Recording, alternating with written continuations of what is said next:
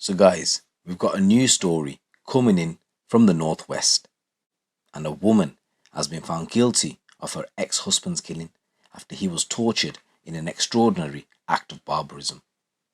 Colleen Campbell, who was married to Thomas Campbell for 10 years, plotted to have him robbed of cash or drugs in his own home. Mr. Campbell, who's 38 years old, was ambushed and attacked by 3 men as he unlocked his front door. I just want to say rest in peace, Mr. Campbell, and my condolences go out to your family. After being subdued, he was carried into his home and brutally murdered. Mr. Campbell, who was believed to be a cocaine dealer who played an integral part in an organised crime gang, was dragged around his home and viciously attacked for a couple of hours. He suffered 61 separate injuries after being stabbed, punched, stamped on, and even had boiling water poured over his buttocks. His killers left him to die, and his body was discovered the next morning by neighbours in Mosty in Tameside. After a 5-week trial, the mother of 4, Colleen Campbell, was found not guilty of murder, but guilty of manslaughter after she shared vital information about her former spouse's whereabouts with his killers. Convicted armed robber Reese Stephen, who's 29, was one of the 3 attackers. The incident happened on Saturday the 2nd of July, and he was convicted of murder. Stephen Clenworth, who's 38, who had been due to be at Mr. Campbell's home that night but did not attend because he was on a bender at a swingers club, was found not guilty of murder but guilty of manslaughter. He played a key role in the preparation of the carefully planned, practiced, ruthless armed assault. Prosecutors described the attack as an extraordinary act of barbarism. Miss Campbell, Stephen and Clenworth were all found guilty of conspiracy to rob Mr. Campbell. They showed no emotion as the unanimous verdicts were announced, and Miss Campbell looked straight ahead in the dock.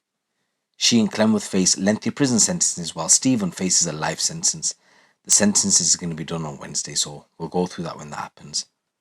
The judge thanked Mr. Campbell's family and friends who were in the packed public gallery at Bolton Crown Court for remaining silent as the verdicts were revealed.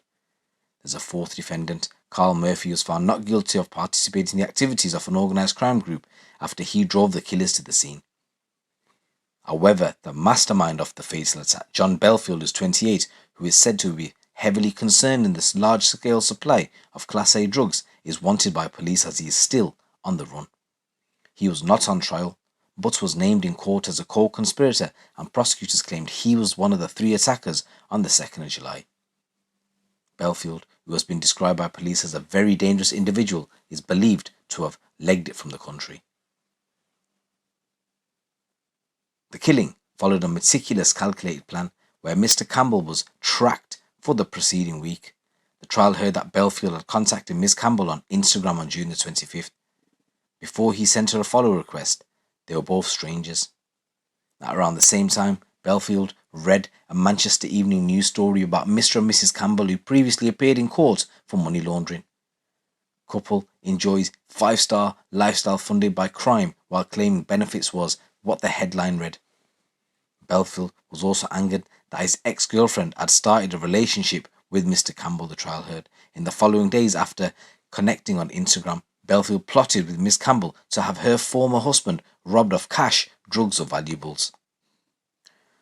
So it seems as though that man that passed away was banging Belfield's ex-girlfriend, so Belfield decides to contact the man who passed away's ex-missus and plot whatever happened. So Belfield, he then recruited his associate Stephen Clenworth, who in turn brought in his friend Reese Stephen to the conspiracy. The trio met up in the Boat and Horses pub in Chadderton on July the 27th, where Stephen demonstrated how tracking devices worked. Later that afternoon, a tracker was placed on Mr. Campbell's van while he was picking up his daughter from school. In the following days, Belfield, Clenworth and Stephen conducted reconnaissance trips to Mr. Campbell's home to plan their attack. On June the 30th, the gang were ready to strike but aborted their planned attack after Mr. Campbell went to walk his dog when he returned home instead of heading inside. They postponed their hit for 2 days later. In the week since Belfield messaged her on Instagram, Miss Campbell had met up with him and they shared 35 phone calls and 68 messages. She had shared key information about her ex, including details of his van's registration plate, his house number and his movements. Then, as he went to unlock his front door on July the 2nd at 11 o'clock at night, three men burst out of a Vauxhall combo van parked on the drive of an unoccupied house. Mr. Campbell screamed as he was viciously attacked before being dragged inside. His home was ransacked and his blood covered the walls as his attackers launched their horrific assault. 2 hours after pouncing on Mr. Campbell, the killers left him to die lying in his hallway. It's unclear if anything his attackers had robbed him of. Police launched a murder investigation after his body was discovered by neighbours the next morning. Officers did not recover the attacker's DNA from the house and the CCTV system had been ripped out. The killers changed their clothes and swapped cars as part of a sophisticated plan to evade detection. But a meticulous police investigation using cell site data, CCTV footage, and other circumstantial evidence led to Ms. Campbell, Cleworth, and Stephen being brought to justice. A jury of 7 men and 5 women found them guilty after being sent out to deliberate on Friday, and today, at around 12:30, they've returned with unanimous verdicts. So going into this a little bit further, Mr. Campbell's former wife said that she had given Mr. Belfield information about her ex's movements. She admitted doing this but claimed she had been manipulated by Mr. Belfield and that she never intended any harm to come to her former spouse. Mr. Cleworth said he'd known Mr. Belfield for 6 or 7 years and described him as someone that would come in and out of your life. He said he'd spoken with Mr. Belfield about a plot to steal money or drugs. He said, he just said there's some guy who's some big drug dealer or something, that he has some drugs buried on some field near his house. He said that he was getting this information. I didn't really ask where at the time. He just said we don't know where he lives, but it is definitely on a field near his house. The barrister asked Cleworth, did you expect that if anything went well, you would get some money? He said, yeah, definitely. Basically, I was living with my mum. I've just split up with my girlfriend. It seemed like an alright plan. It was like buried treasure or something.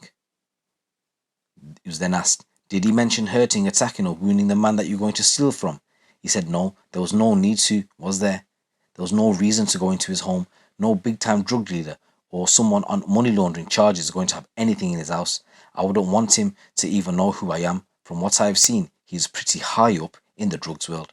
I don't want him knowing who I am. He said he didn't know Mr. Campbell, but Mr. Belfield had told him that he was chatting up his bird.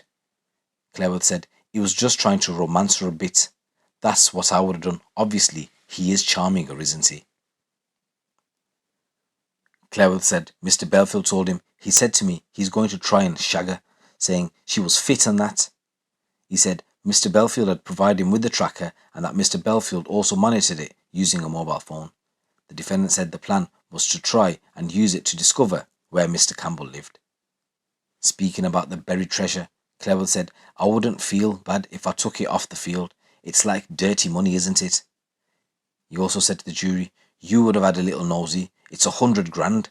He also went on to tell the jury, I wouldn't want to hurt him. All it was about was digging up some money from a field. That's all it was. So guys, as I said, sentencing is going to happen on Wednesday. But this is a new story coming in where the ex-wife of Thomas Campbell, who was tortured to death, has been found guilty of his manslaughter, as another man has been found guilty of his murder. Once again, rest in peace, Thomas Campbell, and my condolences go out to your family. It's your boy GC. Keep it locked, keep it real.